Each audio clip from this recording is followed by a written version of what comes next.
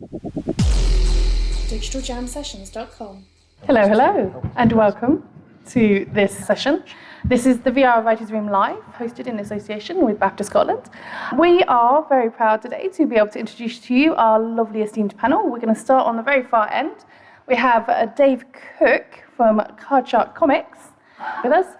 Ooh, did he just get a round of applause? Ooh, you've got fans in the room, Dave. I don't know if that was a round. That was maybe a We've also got with us Dr. Dave Ranyard, two Daves because we want to make it confusing, who is the CEO of Dream Reality Interactive. We have with us Kate Edwards from the International Games Developers Association. We have with us Brian Baglow from Team Rock. And we have with us Sir Charles, no, it's not Sir, it's what is the? There's an MBE at the end. MBE. There's an MBE. There's a letter somewhere in here. Okay. Charles. So Charles Cecil from Revolution, and myself, I am Tanya Laird. I am the founder of Digital Jam and the creator of the VR Writers' Room. And today we are going to talk through the VR Writers' Room, which you can see the lovely diagram to our right. And we're going to start out with audience. Now, for those of you who are new to the VR Writers' Room, actually, just by show of hands, has anybody actually already either viewed the white paper, listened to any of podcasts, or been to a VR Writers' Room Live before? Not you. Put your hand down. We know you have. Anybody else? Okay, wonderful. No, this is expected. We expected this. So this is good. Anyone heard of VR ever? No? So the purpose... Hush, Brian. The purpose of the VR Writers' Room was to bring together a collection of different experts and areas of expertise across the different entertainment industries. This included representation from the game, film, TV, comic, theatre, immersive theatre, transmedia, and the theme park industries, who were represented in the original research. For the VR Writers' Room Live, we bring together other random professionals, as well as those who were in the original VR Writers' Rooms, to discuss the findings of the VR Writers' Room. So in this instance, we have original founding members, Dave Cook, who was in the research. And Dave Ranyard, I'm going to kind of classify you as a kind of, honorary member, because you've done so many of the VR Writers' Rooms Live now. But other than that, the rest of our collection are new to the actual research. So, having explained all of that, we are going to go through 4 key areas of discussion around the creation of narrative design for immersive entertainment. So I know it's a bit of a misnomer. We call it the VR Writers' Room. But this is actually relevant for anybody who's creating content for any immersive entertainment format, be that VR, AR, or mixed reality. So, starting with audiences. And the questions that we've had raised previously, there we go, there's a lovely diagram that outlines some of those key questions, was talking about the perspective of what the audience sees and how we as the narrator and the narrative designer can reframe the perspective for the audience. Now, for some of us who have lots of experience in this area, I'm going to start with you, Charles. Oh dear. Charles is just got really scared. When we're talking about the perspective for the audience and our role as the controller of that audience, one of the things that is most commonly felt when we're creating VR content is that we lose control as the director, as the writer. We no longer have control because our audience has agency and they can look wherever they choose to look and not necessarily in the direction we would like them to look. So I'm curious from your perspective, Charles, when you are thinking about the creation of a narrative piece of content and a story, when we look at this in the context of audience and not being able to direct that audience necessarily, what your sentiments are around how we address that audience in the beginning of that process, how we introduce ourselves to that audience.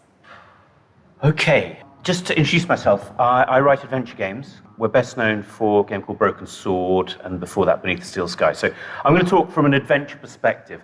And the thing about adventure games is that they are what we call multilinear. So they have linear paths, multiple linear paths, sort of running in parallel. And then we have nodes at which, before a major narrative advance takes place, we need to make sure that we know that the player has experienced all the narrative threads that then allow the plot to advance.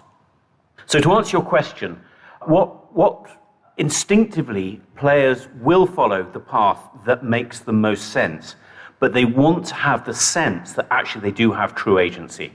So the way, and it's a bit of a fudge, but the way that we would always do it is to reward players for looking around, for exploring, for trying things that are logical. The thing that turns audiences off straight away is if they try something that's logical but is wrong and they don't get some sort of response. In our case, we'd want, our games primarily will give you a humorous response. So my feeling is that audiences naturally will follow the narrative threads, that the breadcrumb trail that you lead for them. But they will always want to get the sense that they have the agency, they have the freedom within that world, and you should absolutely reward them for exploring the world. Okay, so Dave Ranyard, because you're looking at me with that look, like you've got something to say about that, I'm going to ask you to follow up on this in as much as what Charles is saying about this idea of the breadcrumb and the illusion of control or agency is one that you're very familiar with from a games industry perspective. It's something we do all of the time. But I think that there is perhaps a distinction between how somebody who's coming at it from a games industry perspective is going to approach this versus somebody who's coming at it from a film industry or a theatre industry perspective and who's trying to create, for example, live 360 content might come at this. So I'm curious from your perspective how you might translate for somebody who is coming at this from the film industry side of things. So I suppose from a games industry perspective, we're trying to get people to feel like they're actually doing the stuff. Whereas in a film, you might be, it comes back to, are you in the story or are you empathically enjoying the story through another character?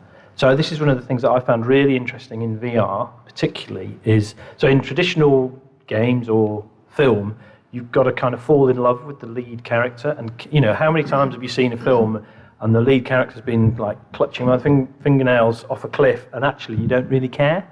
Because you haven't fallen in love with the character, so for whatever reason, for you as a person, you haven't got that empathy with them. Whereas certainly in virtual reality, you're that character, or you can be. That can be a narrative choice, that you're the character in the story.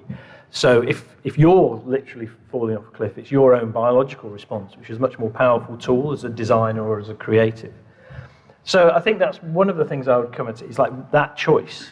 But then second to that, it's how much time we allow the player or the viewer to actually be in that world doing things for themselves versus the story coming along. So if you watch a movie, it is linear and it is set for you.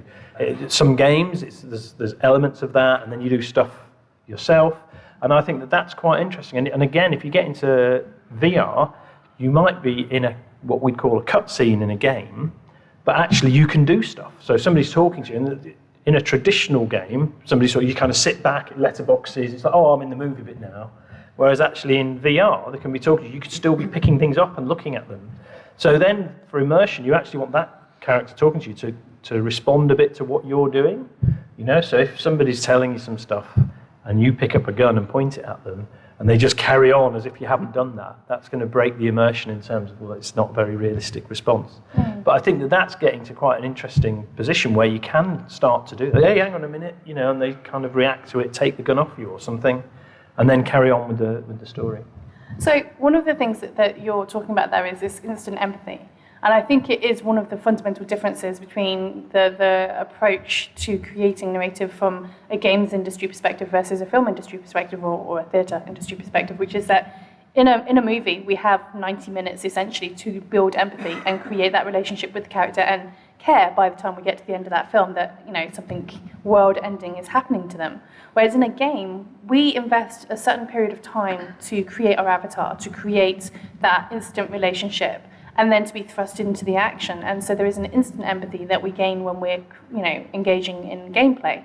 But Charles, I think from your perspective... Just very quickly, what I would say, just to build on all of that, is that when you play a game, because it is an active rather than a passive role, you need to motivate the player right from the start. So in a film, if I'm sure many of you will have heard of and probably seen Robert McKee, but he will talk about the fact that you can build empathy for up to a third of the film, so half an hour, before you have the inciting incident. In a game, because you are actively engaging directly, and because you're working, you need to have that empathy, you need to have that inciting incident to build empathy right at the very start, which is why we normally have cutscenes, so that when you start the game, you know why you're there, you know what you're meant to be doing, and you can get going with this sense of anticipation and motivation. Sorry. But a purpose as well. And a purpose. But Kate, I'm interested from your perspective. One of the things that came up in the VR Writers' Room that we spoke a lot about was this idea that we need to set a standard, a benchmark of expectation for our audience. Now, I know you've done a huge amount of work in this area, especially with Microsoft. But one of the things that I think a lot of people are still trying to kind of get their heads around at this stage is this idea and this notion that actually when we create a VR experience or an immersive entertainment experience, there is a certain degree of responsibility for us as the content creator to actually set the expectation for our audience and to give them certain guidance as to what they can expect from an immersive entertainment experience. Because for many people, this is new. They don't understand how this medium works and they've never done this before. And so certainly for the next kind of, 5 years or so, we're helping to educate that audience. And I'm curious from your perspective what your take is on this in terms of how we approach that education and setting that standard and that bar. Well, I think it's going to be really challenging because, one of the problems that we're having is fighting our own paradigms of film versus game versus TV versus theater. And it's like that needs to just go out the window. It really does. And I know there's kind of it's hard because when we're entering uncharted territory, it's like we got to have something to hold on to. And so we're kind of grasping on these paradigms of storytelling from games and film and whatnot and using those as a basis for how it goes forward. But I think in 5 or 10 years, what we're actually going to see is going to be so different. And it's going to be driven by the audience. It's going to be driven by the consumer, whatever you ever want to call them, in terms of what they want to engage with. I do think right now, it's really critical that we do set expectations. I do think it's very similarly how when in a lot of games these days, they follow a very similar pattern, like you were mentioning how, there's the opening setup, it's like, here's why your character is there, here's what your mission is, and now go forth and do your thing. Although some games are starting to break away from that. So you look at something like the more sandbox games, like something like Skyrim, which I think is a very good example, because Skyrim has a narrative track, which I kind of liken to this. It's very similar to like going in the Haunted Mansion at Disneyland. You get on the Omnimover and it just takes you through the experience in a linear fashion, and so you can do the main quest and then you're done if you want to be done. I know people who never did the main quest. They did every other little side quest. Some people didn't do any of that either. They just kind of wandered and did their own thing, but they still had a fulfilling experience. And I think part of what we have to set up as an expectation is that's okay. If you don't do the main narrative, which is generally why the product was created, why the game was created, or whatever the experience was created, it's okay if you don't do it. Because ultimately, it's like, what are we serving to the audience? It's like we are serving distraction, entertainment, whatever you want to call it. And if they're satisfied with what they're getting out of it, I don't think it's up for us to judge, like, you didn't go through the story that I wrote. So you're a bad player. Yeah, you're a bad player. How dare you? It's just like, well, of course they could counter and say, well, maybe you didn't write a very engaging narrative. You set it up for me, but then I wasn't interested in it, so I just went and did my own thing.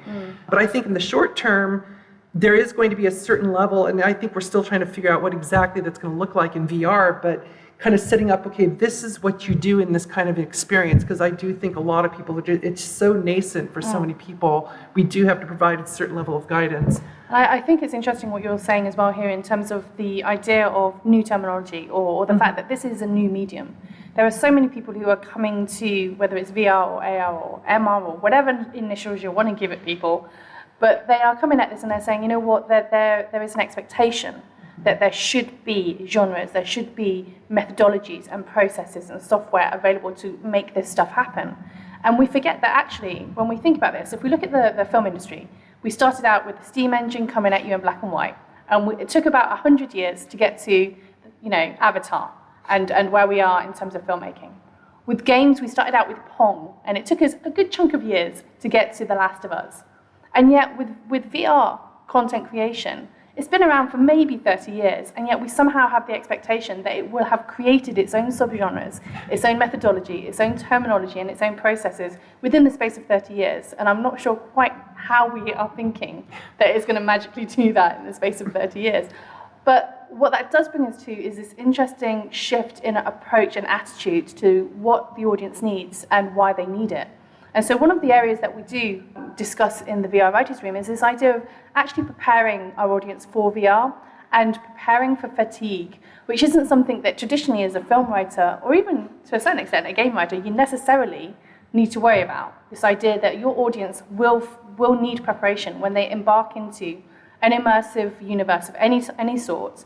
There needs to be some padding for them mentally to prepare themselves to enter into your universe and your environment.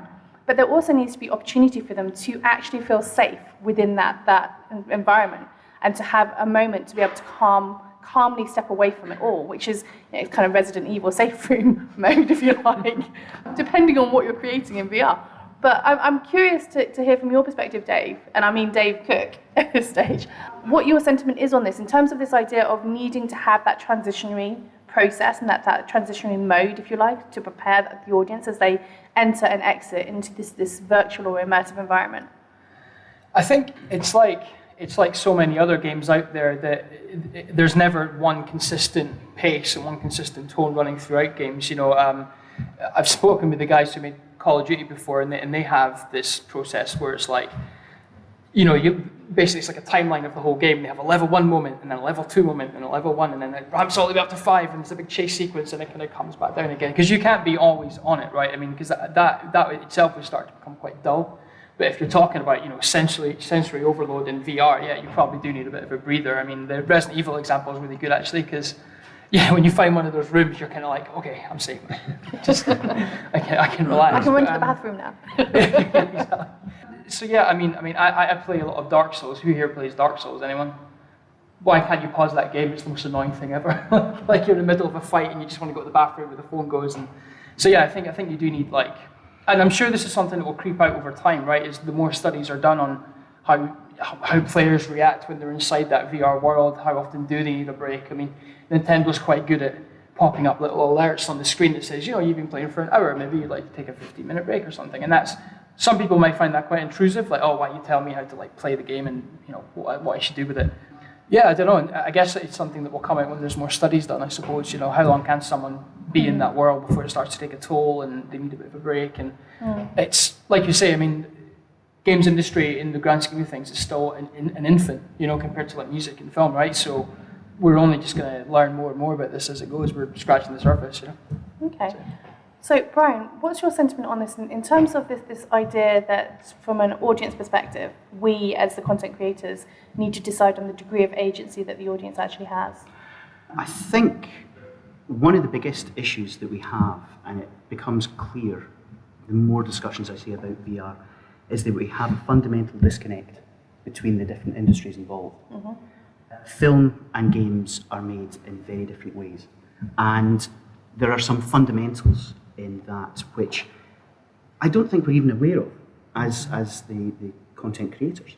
So you cannot start a film, a television program, or a play without a script. It's totally possible to finish a game without one. Then get the writer in. Yeah. And then that poor bastard has to try and hammer some sense into it.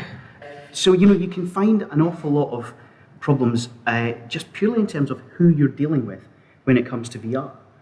My own company at the moment, we're having a massive war because the games team are entirely convinced that virtual reality is theirs, and our video team are entirely convinced that it's theirs. And the reality is, as Kate said, as a couple of people have mentioned, the audience are going to decide. And in some ways, we need to get over ourselves. The games approach and the film approach are going to differ, but it's going to be the audience who decides what they want and how this comes about. And I think one of the things we as the games industry are incredibly bad at is putting the consumer first and putting the player first. Again, to go back to Dave's point, the ramping difficulty level. Do you know how many people never finish a game because of that very thing? There are games that I absolutely adore, and at a certain point I will drop out because it's like, I'm not playing that bit again. God damn it. You don't have that with film. You don't have a film that gets increasingly more challenging as you go through.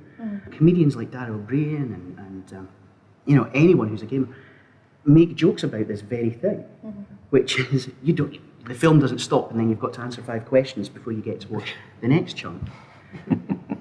And we seem to be hung up on a number of tropes from film and from games when it comes to this new and nascent and emerging and evolving technology. And rather than sit down and sort of sing Kumbaya and all get together and figure out what the hell we do with it, we're immediately at loggerheads, which is the games approach and the film approach. And I think we are causing a lot of our own problems. So in some ways, we need to relax a little bit and stop trying to force the issue. Because until we have a significant, footprint of devices out there in the hands of the punters and the people who use it, we're second guessing ourselves, and we're leaping ahead of ourselves, and we're trying in a lot of ways to solve problems that don't actually exist yet. The whole fatigue thing, yeah, I'm sure it will exist, but at the moment, it's only people who are either diehard gamers or people from the film industry who are interested in VR who are kind of running into this. And I think we're hitting the sort of the hype and iterative cycle, which is like, oh my God, we need to solve a problem that we don't actually know is going to exist yet. Rather than sort of go, okay, right, we know what the technology can do, we can do some really cool stuff. I've seen some fantastic demos. But they're demos. They're not going to be something that people go out and pay money for. It'll be the kind of, that was really cool, I enjoyed that.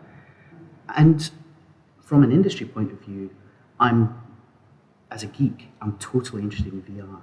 As a content creator, until these things are out on the market and we see people are using them, there's no way I'm going to jump in or start throwing money at this, because we still don't quite know how to make mobile games consistently that will earn money. The failure rate in there is horrendous. Yep. So trying to second guess the VR market, I think, is something where we just need to sit down, chill out, guys, have a beer. Which you can all do at the end of this session, by the way, thanks to Back to Scotland.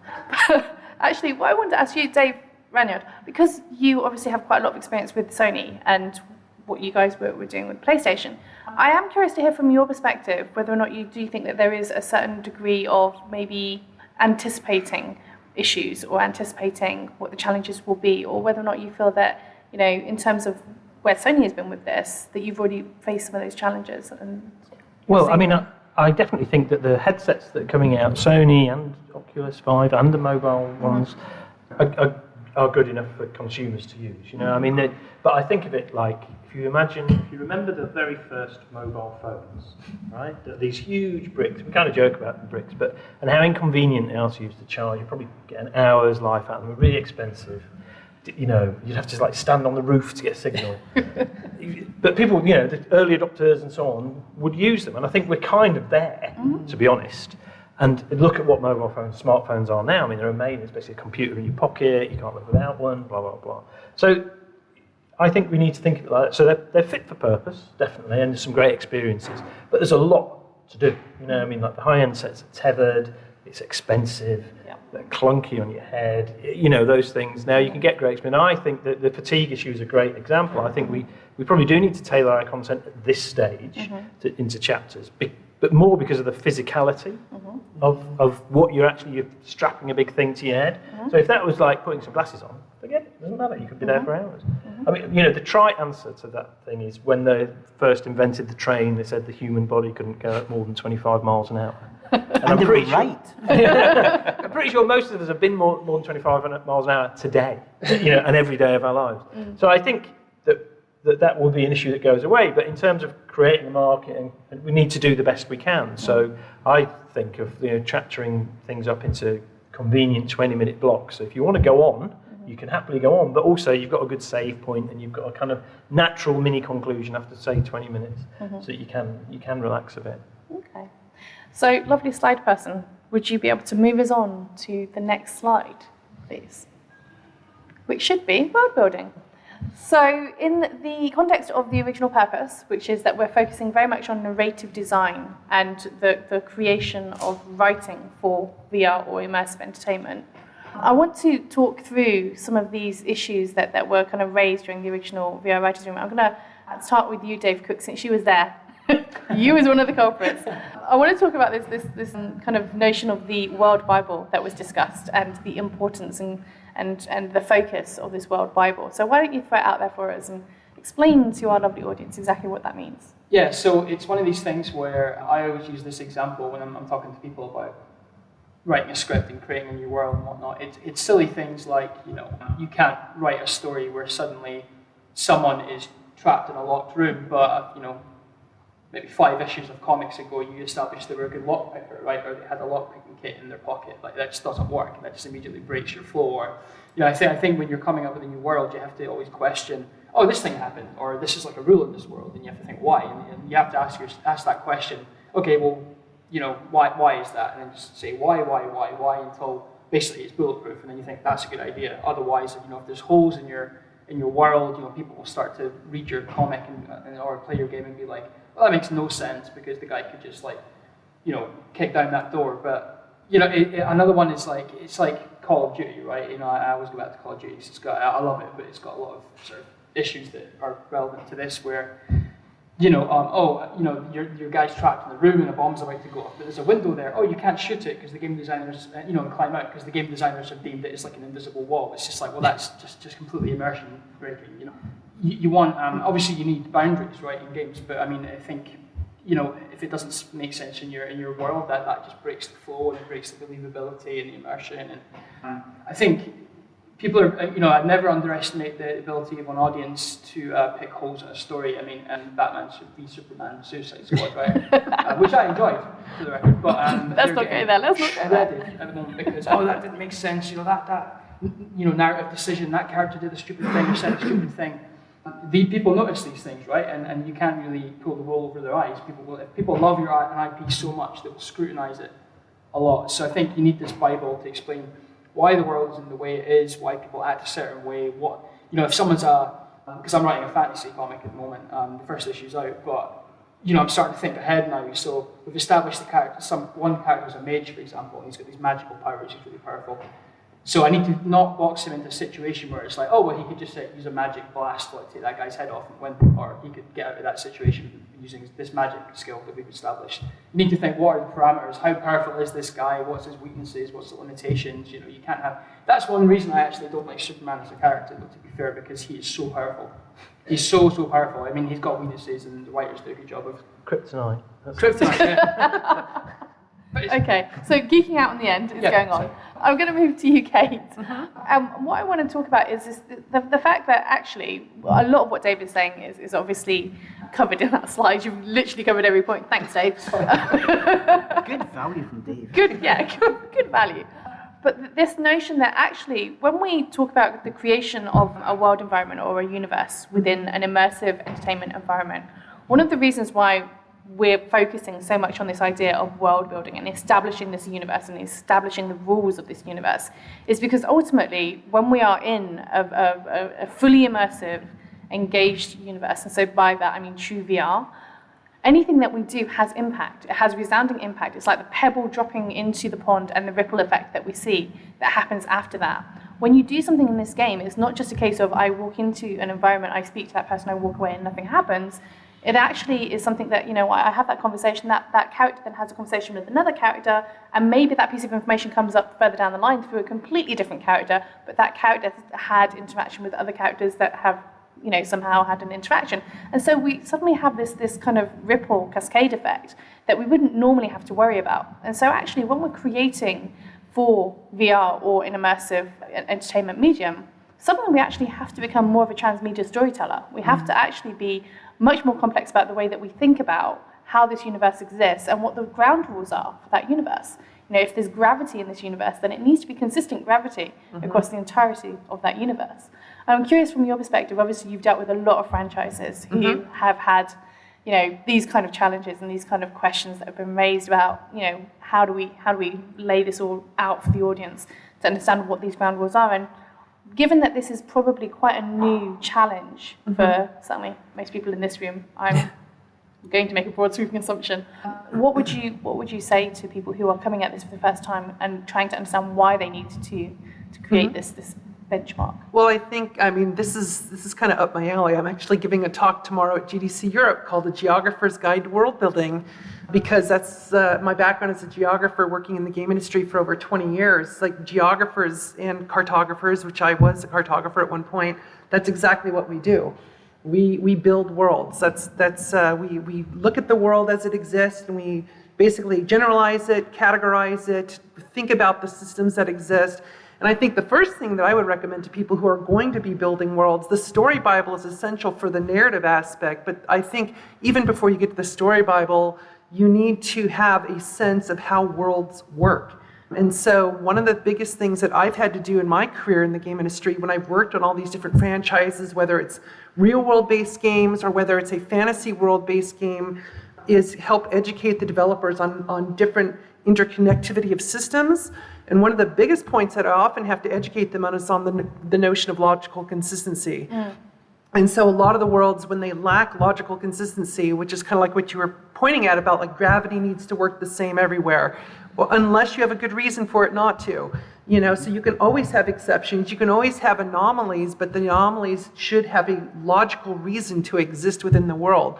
I mean, to me, this is one of the things that has made, which it's kind of the seminal world that we all point to, but you look at Tolkien's universe that he created, there's a logical consistency there that makes it feel real, and it makes it feel like it makes sense, even though it's completely fantasy. And so in that sense, but a lot of it is because he was a student of geography, he was a student of history, he was a student of languages. And so he understood the way our world works and the way the systems work, and he was able to build his own layered world that sort of mimicked the authenticity of this world. And I think so VR designers, environment designers, they need to understand those fundamentals. And I mean, I've had to explain simple things, well, maybe not simple, but like, you know, geomorphology and how it works. I've advised on projects where someone has shown me like an island they created, and I said, okay, that can exist, but it doesn't make sense because the mountains would not form that way, and you know, they'll say, well, I've got a reason for that. Okay, great, you've got a reason. Just like Mordor, there's no reason why it would be a squared off mountain range like that, but you know, you could say, well, maybe Morgoth did his magic and made a wall of mountains. I don't know, but you know, so there needs to be that logical reason that builds the world, and I think in order to build that world and to, you know, basically be able to set a narrative in a space, you need to understand how space is constructed and kind of understand those fundamentals. Absolutely. And I think it is very important to understand that actually there is this inherent relationship to both, as you say, the narrative kind of architecture of how this stuff works, as well as the kind of physicality of the economies within this universe and how they need to work as well. Mm-hmm. Dave, you're looking like you've got something to throw in here. Just interesting. But what I want to do is I want to move on to this notion that actually to create a viable and valid present within a universe, we need to understand the history. And this is going back again to kind of the Tolkien approach, which is if we understand it and you have established the ground rules of this history, and we understand the reasons for why things exist, why the status of the world exists in the way that it does, we're able to build both the present but also the future of that universe and that environment. But I'm really interested to hear from you, Charles, because obviously you've done a lot of experimentation with historical storytelling and you know, creating that narrative from a historical perspective. What you would say to people who are trying to kind of get their head around the scope of not only do I need to explain the rules of the you know, the world and how it works and how it physically works and narratively works, but I also need to explain this huge, deep history of this universe in order for people to actually understand the ground rules of the politics or the racial history or the, you know, scientific history or whatever else it may be. Okay, well, the way that we write our Broken Sword games is that there's been a conspiracy, a historical conspiracy that resonates into the present day, and that then sets up the puzzles. And that works very well because it allows us to convey the history. And the way that we approach it, sorry, I'm going to go back to the previous thing slightly, is write a short story which is maybe 4 pages long, so it doesn't go into great detail, but it gives them the key emotional beats. And then in a separate document, write the game design, so that ultimately what we want is we want great narrative and gameplay moments to climax at the same time. And we do that from both sides. And so throughout our development, there's a story document that gets bigger. And we, you know, until by the end, it's 15, 20 pages long, and it's written as you would expect. And if you give it to somebody and they read it and they're not excited, then you haven't done your job well. And on the other, you have the complementary gameplay. And the two are always separate, but the two are living documents. They move forward in parallel so that each one is always supporting a bit like a politician, I've answered a slightly different question. But a very interesting solution. So to actually answer your question, and there is a third document, which is the historical background, and it's. I don't. Is anybody a huge fan of the Da Vinci Code here? No hands. No hands. Good. Oh, good. Dan Brown was here. So, lots of our fans have noticed that Broken Sword and the Da Vinci Code have very, very similar stories, particularly at the beginning. And Broken Sword came, 6, 7, 8 years before the Da Vinci Code. So anyway, but what Dan Brown did do reasonably well is to interweave the history into the narrative. And to do that, he spent an awful lot of time reading the Holy Blood and the Holy Grail, and using a lot of that, and those conspiracies work. But ultimately, what you have to make sure is that there is that the history which resonates into the modern day actually is meaningful to the modern day plot. Otherwise, it's just there for the sake of creating some sort of historical novel. Mm-hmm. Okay, so lovely slide person, could you bump us along to the next slide, please? So we're going to look at technology and technique. I'm really aware that we only have 15 minutes left, so we're not going to get through all of this. But if anybody's interested, feel free to come and grab us afterwards, because, hey, we've got drinks with BAFTA. I'm going to keep saying this, because you're all going to get drunk. So from a technology and technique perspective, we're looking at, essentially, what are the tools that we would need in order to facilitate this creation of immersive entertainment. And by this, we're talking about basic fundamentals of how do we write a script that is understood universally from both a film writer's perspective or a game writer's perspective who are creating a VR script.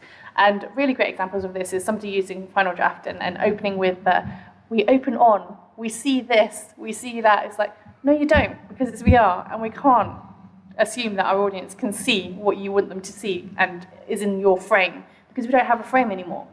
And so I am interested to understand from your perspective, Dave, and I mean Cook on the end. Obviously, with comics, you already have this limitation. You have panels, and there is already this limitation. And I'm interested to hear from you, because I know that one of the things that we spoke a lot about during the research was these alternative approaches to the way that we would articulate the scope of movement and the scope of direction, because we're no longer writing, for a frame like so. We're now writing for a 360 audience that goes around, but also goes over as well and underneath us.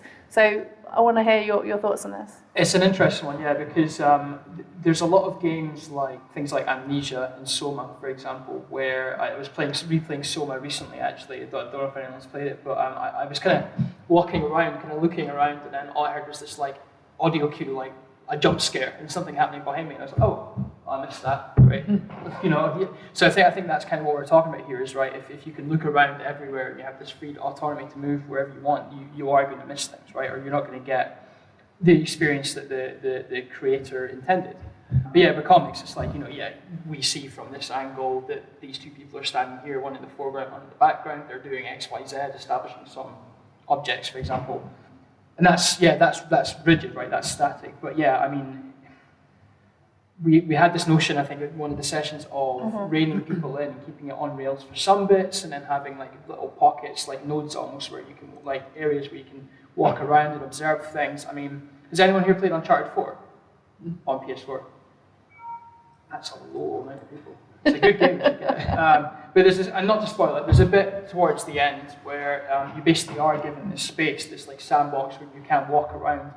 The game doesn't really hold your hand. You can walk straight to the end of the section and move on, or you can walk around. And it's almost like a virtual museum, right? You can pick up objects and get a feel for like, what's happening, and sort of it's such a great bit of game design where you can just take as much or as little bit as you want and then just move on and still have some sort of experience. You can have an experience which is sort of tailored to you almost. I know people who just went straight to the end and they loved what they played. I spent ages in this section just like picking up artifacts and whatnot and looking at things and just thinking like, this is great.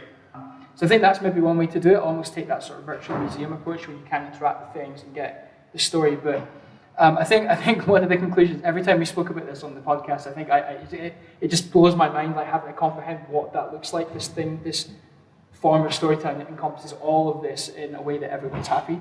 I'm sure it must exist somewhere, but I can't comprehend it.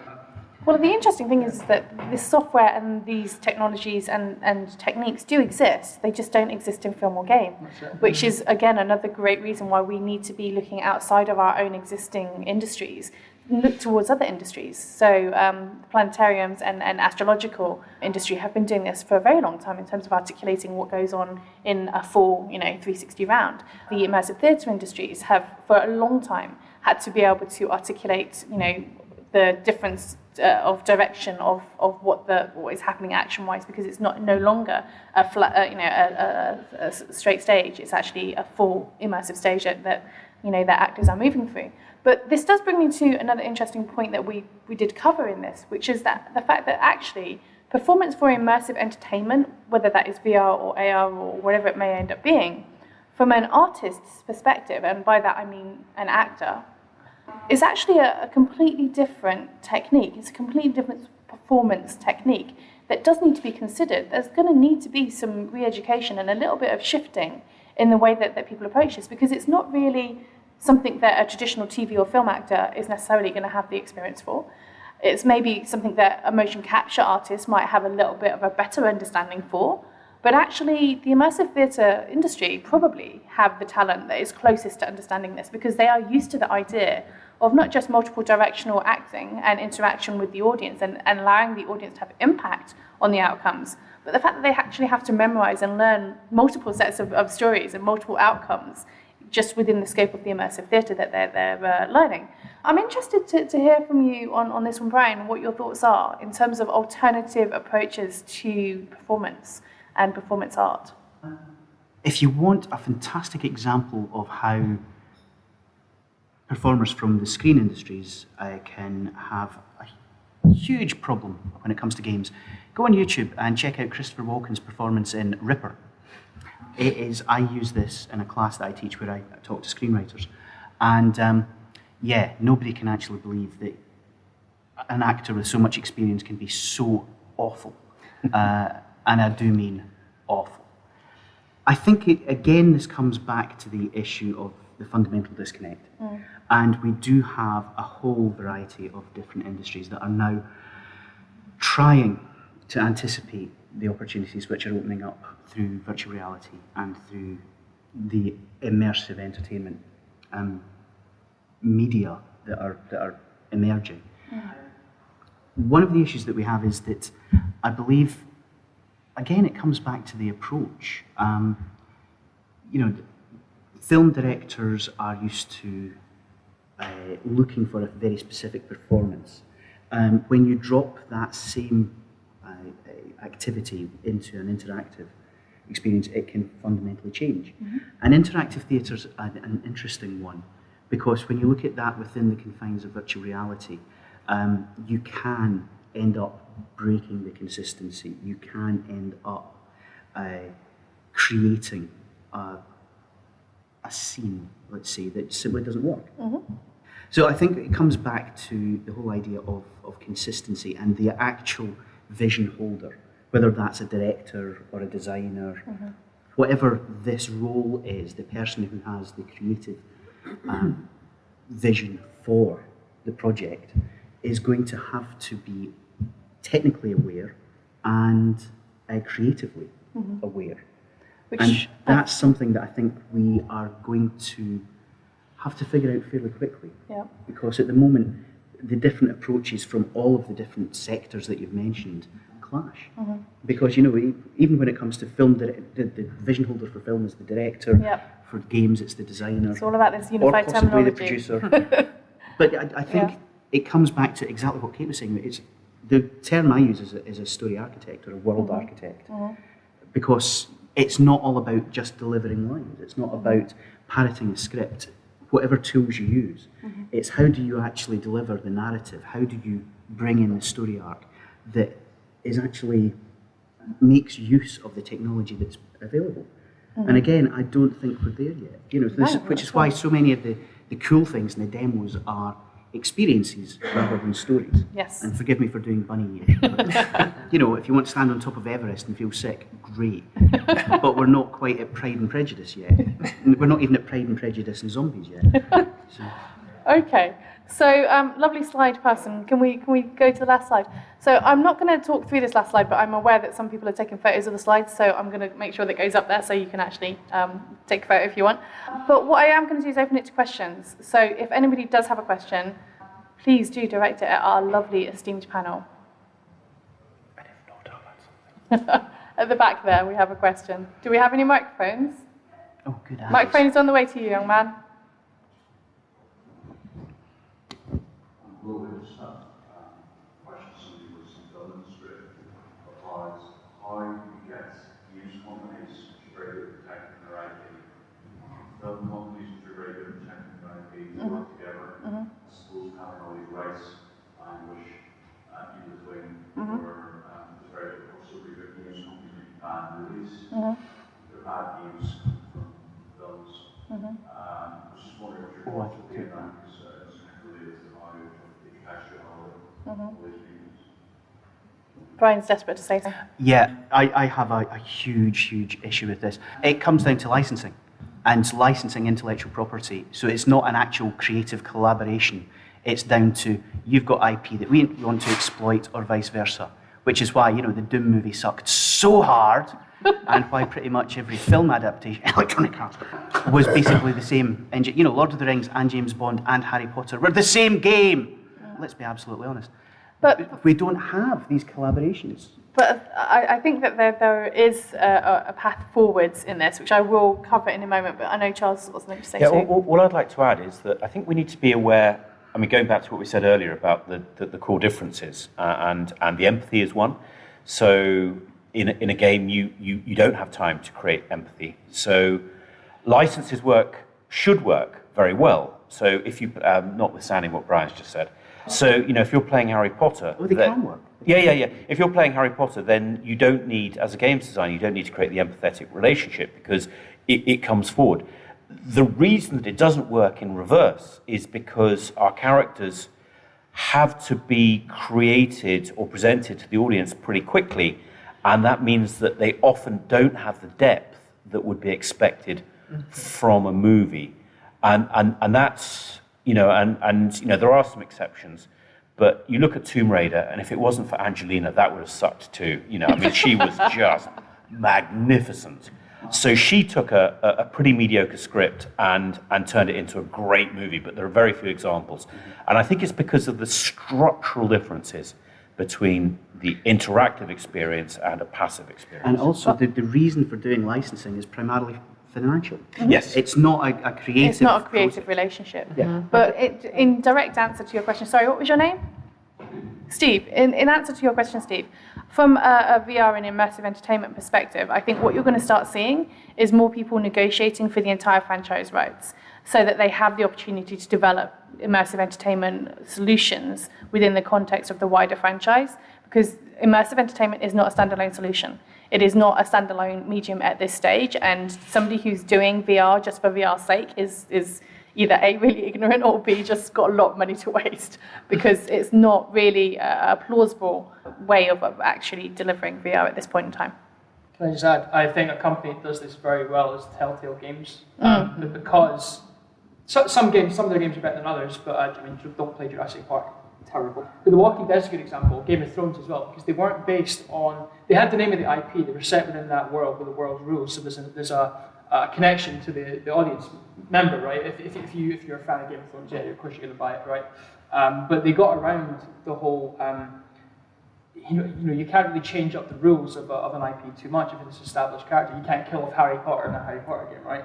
But they did it where they based it on side stories, news stories within that world. So you still have the emotional attachment to the IP, but there's these blank slate characters they can build up and kill off, and you never know everyone's fair game. Anyone can be killed off at any moment. They get around that quite well doing that. It's still financially driven, right? But it's taking a much more transmedia franchise approach. Yeah. And allowing people to explore different aspects of that franchise through different mediums, rather than trying to just keep on duplicating the same stories across all of the different platforms. But did anybody else have any questions? Thank you, Steve. Anybody else? Hello. Hello. Do you need gameplay at all? Say again? Do we need gameplay at all? At this stage, have you started making games without gameplay? You know, you talk about immersive experiences, but it's almost like making a VR game without any gameplay, and it's just discoverable narrative. So you're talking about kind of more of a sandbox environment narrative. Yeah, but when you talk about sandbox, you're still talking about you're talking about Skyrim and things when you're investigating and still have strands to play. I'm talking something closer to the sort of stuff that Punch Drunk do. Yeah. When you just spread a story out across a space. I mean, do we need gameplay anymore at all? But even in the context of something like Punch Drunk, or if you're looking at any kind of immersive theatre experience, there is still fundamentally an architecture of narrative within that. And so that's why, for example, some people who experience immersive theatre and didn't figure out all of the component parts come away from it going, that was really shit, I don't understand what was going on. Sure. It's because they didn't actually experience the structure that was created for them. But that's what I'm saying, not in terms of not getting rid of the narrative. The narrative is really fundamental to that. I'm talking about getting rid of the gameplay, like having to do something apart from just wander about and piece together a narrative arc. I actually think that's some of where we are right now, which is some of the reactions I've been getting from people who are not familiar with VR and maybe they're not like really avid game players. Because I think right now a lot of the stuff we're seeing are VR experiences. They're not games necessarily. We're starting to see more actual gameplay kind of stuff, but a lot of people that I've talked to who have gone and tried these experiences, they're kind of confused. They're like, oh, so that's VR. I just kind of walk around and don't really do anything, or I'm supposed to discover stuff on my own. And some people like that. I mean, if you've been watching the reviews of No Man's Sky over the last week or so, some people love just the pure notion of exploration discovery. Some people hate it. They want to be on a rail. They want a narrative. And so I think it's going to be really interesting to see how it appeals to all these different audiences. And I think right now, though, we're in a stage, at least in my view, is we're very heavy on the experience side and very light on the narrative/game side in VR. So in answer to your question, yes, there's a lot of experiences with no gameplay. One last question over here. Hi. So my experience of VR and augmented reality is a sort of solo experience, and I'm curious what are current applications in terms of social applications, or are there live events, things or multiplayer things that are available now or are being envisioned? So VTime is a great place to go and experience, collaborative social experiences in VR.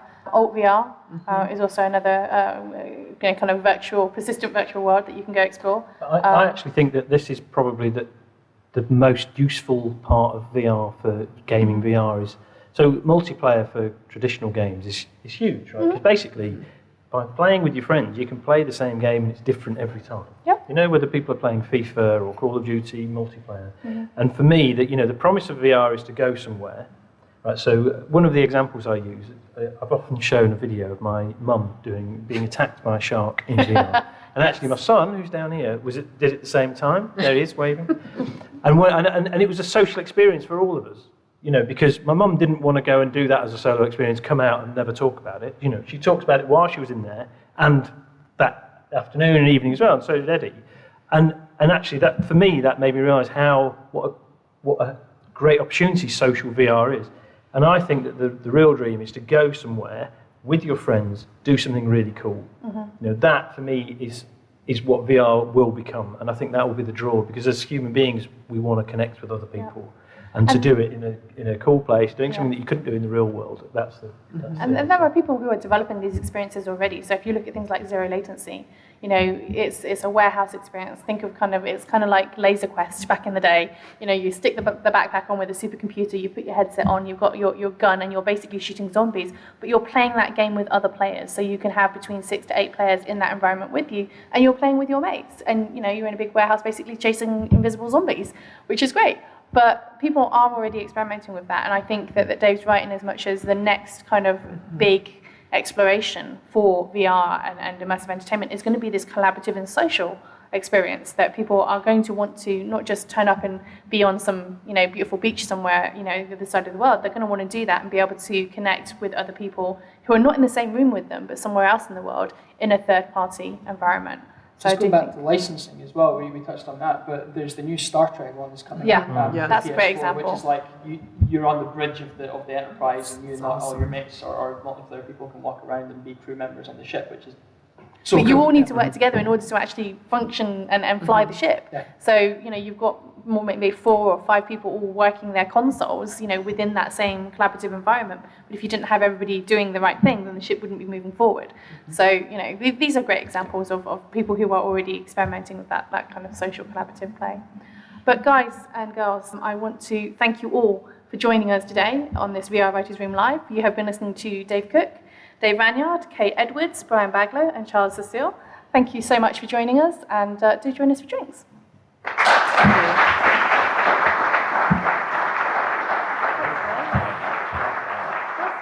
If you enjoy this content, don't forget to subscribe and review, and follow us on Twitter @DigitalJamLTD. DigitalJamSessions.com